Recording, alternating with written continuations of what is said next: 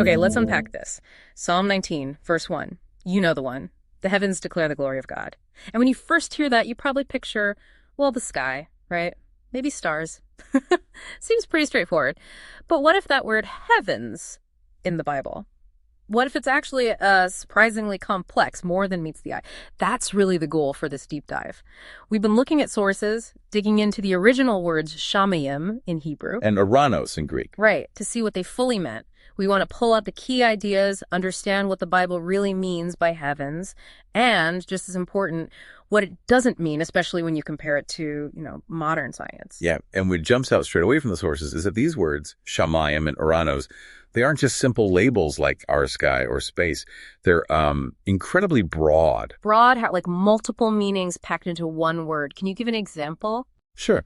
Let's take shamayim, the Hebrew one. First off, it's grammatically plural, which kind of hints at different aspects right there. Sometimes it just means the air right above us. The atmosphere where birds fly, like in Genesis 1. Right, it's the air. Or where rain comes from. Think the flood story in Genesis 7. That's the everyday sky we see. Got it. Literally the air. But it's also used for outer space, where the sun and moon are. Exactly. Genesis 1, again, the lights placed in the expanse of the shamayim, the celestial sphere. Okay.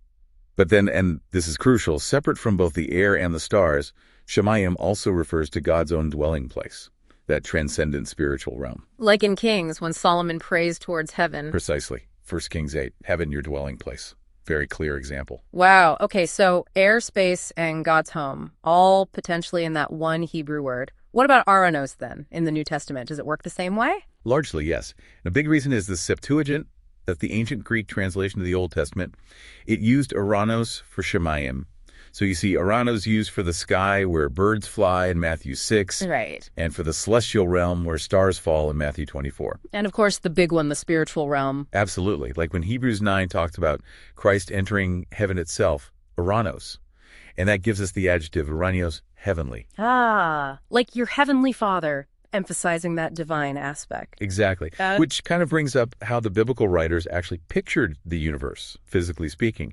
The sources really emphasize they wrote from an ancient Near Eastern perspective, often picturing, a three-tiered cosmos. Heaven above, earth, and then the netherworld below. That's the common picture. And a key part is the rakia. The firmament or expanse. Right. Genesis 1 talks about it separating waters above from waters below. Yes. And there's scholarly debate about what exactly they thought it was. Was it solid? Like a dome holding back an ocean, which was the common idea then? Or was it just space? An expanse where birds fly and stars are set. The sources discuss both views. But here's the important point. Regardless of the physical picture, accommodation. The idea that God, through the Bible, uses the common understanding of the world at that time. Using the language and mental images the original audience understood. Right, to communicate spiritual truth. The goal isn't a scientific textbook. It's revealing God's power and sovereignty using that familiar framework. So thinking about multiple heavens helps here, doesn't it? Even if the Old Testament doesn't explicitly number them like 1, 2, 3. It's a very helpful concept. You can see the first heaven, sort of the atmosphere. Okay. The second heaven, the starry cosmos. And then the third heaven, Paul mentions that one. He does, 2 Corinthians 12. Paul says he was caught up to the third heaven, and he links it with paradise, God's dwelling. Some sources also mention the heaven of heavens idea in the Old Testament, stressing God's transcendence over everything. So if someone tries to map the biblical heavens onto modern astronomy, troposphere, stratosphere, outer space, it just doesn't fit, does it? No, not really. The sources are clear on that. They aren't trying to give scientific layers. Yeah. The biblical language is, first, phenomenological, describing the world as it appears from Earth. How we experience it. Yes. And most importantly, it's theological.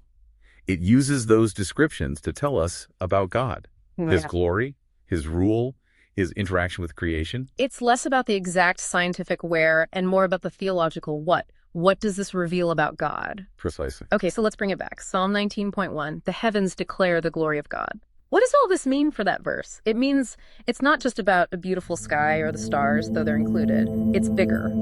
It seems to mean all these dimensions of heavens, the air, the cosmos, the divine realm itself, they all point to God.